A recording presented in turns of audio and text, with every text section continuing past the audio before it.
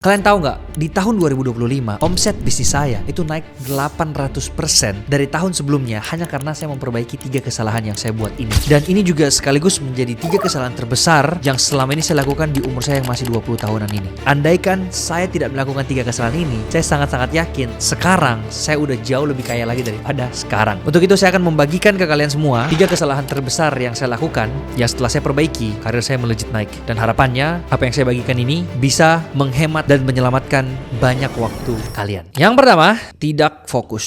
Ini mungkin terdengarnya sangat-sangat basic atau sederhana, tapi dengarkan penjelasan saya ini. Yang saya maksud dengan tidak fokus itu adalah target market saya. Jadi pada saat saya bangun bisnis Sifluencer ini di awal-awal, target market saya atau target pembeli saya itu nggak jelas avatarnya itu ke siapa. Jadi saya mau menargetkan mahasiswa, saya mau menargetkan semua orang. Pokoknya saya mau menargetkan semua orang harus beli barang saya. Padahal faktanya, ketika kamu ingin menargetkan semua orang untuk membeli barangmu, sebenarnya kamu sedang tidak menargetkan siapa-siapa. Nah, untuk itu fokusnya ini harus jelas. Kalau sekarang Sifluencer fokusnya cuma 2 orang. Yang pertama adalah pebisnis yang mau meningkatkan omsetnya hingga berkali-kali lipat, dan yang kedua yang mau menjadi full time content creator yang mau menghasilkan uang lewat sosial media. 2 ini aja. Selebihnya saya udah gak peduli. Memilih market yang tepat itu penting sekali. Makanya ada coach yang pernah mengatakan, find the people who value what you have the most. Yang artinya, carilah orang-orang yang bisa menghargai value yang kamu punya yang paling banyak. Saya kasih sebuah contoh nih untuk memudahkan kalian memahami pesan saya ini. Misalnya kamu adalah seorang digital marketer, dan setelah itu kamu akhirnya deal-dealan sama sebuah perusahaan yang sebulannya itu mempunyai omset 1 miliar. Setelah itu kamu bilang, oke Pak, saya akan membantu perusahaan ini grow 20% dari total omset yang masuk sekarang ini. Berarti kamu bisa grow perusahaan ini dari 1M, kamu grow ke 1,2M. Oke? Karena kan 20% nih. Nah, setelah itu kamu bilang, dari 200 juta ini atau dari omset tambahan yang kamu berikan, kamu minta 20% dari sini sebagai bonusmu. Oke? Berarti kamu dikasih 20%. Nah, berarti kamu dapatnya berapa di sini? Kamu dapatnya 40 juta. Tapi kalau kamu bisa menemukan perusahaan yang lebih besar misalnya, yang omset sebulannya itu adalah 10M misalnya. Jadi ini kita tambahin nolnya 1 ya, 10M. Otomatis dengan effort yang sama, dengan skill yang sama, kamu juga bisa menaikkan 20% omset perusahaan tersebut. Berarti kamu jadikan dia 12M sebulan omsetnya. Nah, berarti kamu berhasil nambahin dia bukan 200 juta lagi ya, tapi berapa? 2 miliar sebulan. Dan setelah itu kamu minta 20% nih. 20% dari 2M berapa? 400 juta. Dengan effort yang sama, dengan skill yang sama yang kamu punya, tapi beda perusahaan, beda market, pemasukanmu juga berbeda 10 kali lipat. Lihat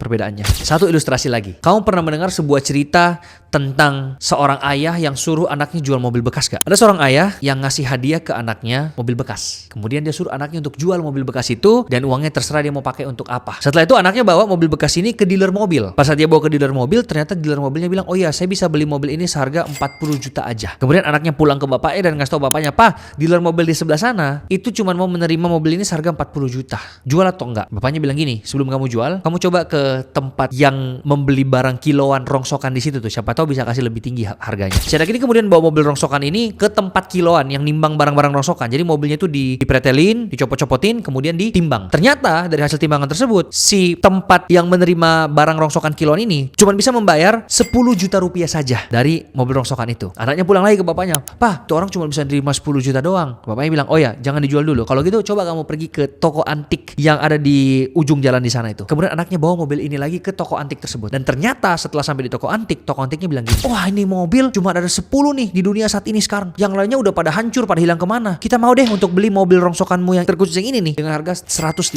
juta rupiah. Lihat dari sini, pesan moralnya adalah barangnya nggak berubah, anak yang bawa mobil ini juga nggak berubah atau sarananya nggak berubah. Hanya beda market saja itu bisa menimbulkan perbedaan yang sangat-sangat besar. Jadi yang membedakan antara orang yang sukses banget yang bisa menghasilkan uang yang sangat-sangat banyak ini dengan orang yang hanya mendapatkan uang sedikit ini, itu bukan langkah orang yang kaya ini lebih banyak atau lebih kerja keras daripada orang yang nggak bisa mendapatkan uang ini. Tapi langkahnya orang kaya itu, 1 kali melangkah itu jauh lebih besar daripada langkahnya orang yang nggak bisa hasilin uang ini. Karena dia tahu caranya gimana. Jadi sekali melangkah langsung deng, gede. Makanya jangan heran ketika orang yang udah kaya itu nyantai aja hidupnya, nggak usah kerja keras, dia memfokuskan ke market yang tepat. Kesalahanku yang kedua adalah FOMO atau serakah. Nah, ini nih yang sebenarnya yang paling aku lost atau banyak kerugian dari sini nih. Karena ngelihat kiri, ngelihat kanan, wah kok dia bisa sukses ya dari buat itu ya, ikut deh. Akhirnya waktu yang seharusnya saya pakai untuk Sifluencer, gedein Sifluencer, akhirnya terpecah lagi ke hal-hal yang seharusnya saya nggak usah lakukan. Ujung-ujungnya returnnya nggak sebesar ketika saya fokus. Dan gara-gara FOMO ini, akhirnya uang yang saya dapatkan dari Sifluencer, dari content creator, saya pakai buat invest ke koin-koin meme, ke kripto yang nggak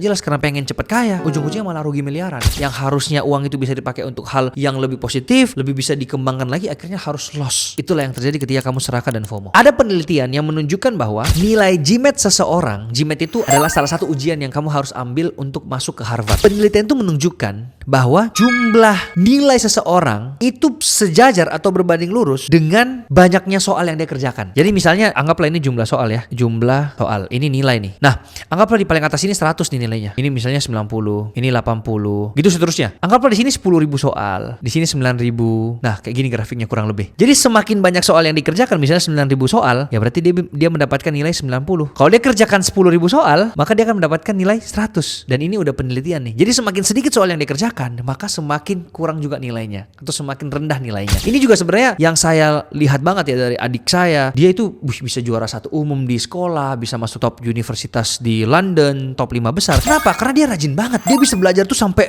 belasan jam. Ya, dia kerjakan semua soalnya. Yang membuat apa? Pas saat dia ujian, dia udah terbiasa, dia udah fokus, dia udah tahu semua rintangan-rintangannya, dia tahu celah-celahnya, dan akhirnya nilainya bisa bagus. Konsep ini sebenarnya kalau kamu terapkan di dalam kehidupan nyata juga, ini bener-bener real loh. Ketika kamu bisa fokus pada satu hal dan kamu kerjakan dengan jam yang lebih banyak ketimbang orang lain, maka hasilmu juga akan jauh lebih bagus. Dan yang ketiga adalah tidak efisien. Nah, ini adalah kesalahan yang menurut saya juga sangat-sangat fatal, yaitu saya nggak bisa untuk mengatur waktu dengan baik. Dan sebenarnya sampai sekarang pun saya masih belajar untuk memperbaiki ini secara terus-menerus. At least di tahun ini dan tahun lalu, saya udah jauh lebih baik daripada tahun-tahun sebelumnya. Tahun-tahun sebelumnya saya benar-benar nggak mikirin tentang waktu saya ini baiknya dipakai untuk apa. Jadi saya benar-benar diajak orang ketemuan, oke. Saya diajak nongkrong sana sini, oke. Gitu kan. Saya nggak berani untuk bilang tidak. Tapi akhir-akhir ini saya udah bisa ngomong tidak. Saya tahu prioritasku itu apa. Dan gara-gara itulah akhirnya banyak waktu yang seharusnya saya pakai buat nongkrong, akhirnya saya bisa pakai untuk hal yang positif. Saya investasi ke otak. Dan itu penting sekali teman-teman. Saya nonton banyak podcast, baca buku, saya improve skill saya terus, saya networking, ngomong dengan orang-orang yang jauh lebih hebat daripada saya dan mendapatkan ilmu yang akhirnya bisa membuat saya di titik sekarang. Karena logikanya bagaimana caranya saya bisa sharing ke teman-teman seperti ini kalau otak saya sendiri tuh nggak diisi. Buat kamu nih yang mau untuk investasi ilmu, kebetulan saya lagi ada buat training gratis. Di situ ada belasan video pembelajaran yang saya udah buat yang bertujuan untuk ngajarin kalian bagaimana caranya untuk memanfaatkan sosial media dengan baik, cara untuk bikin konten viral sehingga kalian bisa mendapatkan pemasukan juga melalui sosial media. Kalau kamu yang mau, langsung aja klik link yang aku udah taruh di kolom deskripsi di bawah dan ada di kolom komentar yang aku udah pin juga. Isi formnya, kasih tahu kenapa kamu mau training gratis itu. Kurang lebih ini sih 3 hal yang menurut saya sangat-sangat krusial untuk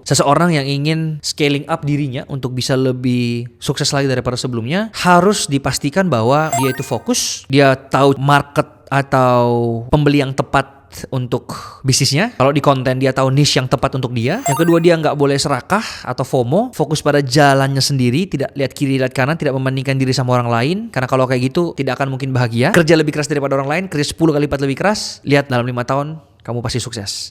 Dan yang terakhir, tahu mengatur waktu dengan baik. Karena kalau kamu bisa mengatur waktu dengan baik, kamu bukan cuma menang di dalam pekerjaan, tapi kamu juga menang di keluargamu, di kehidupanmu, di pertemananmu, dan kamu pastinya bisa menang di banyak bidang di dalam kehidupan inilah. Dan kalau video ini bermanfaat buat kamu, jangan lupa subscribe dan nyalakan tombol loncengnya biar kamu gak ketinggalan video-video selanjutnya. Plus feel free untuk tanya pertanyaan apapun di kolom komentar bawah, berikan tanggapan atau apapun yang kamu pelajari dari video ini, atau mungkin ada request untuk video berikutnya juga boleh banget. Sebisa mungkin saya akan membalas semua pertanyaan yang kalian sudah tulis di kolom komentar bawah. So thank you so much yang sudah menonton video ini sampai habis. See you di video berikutnya.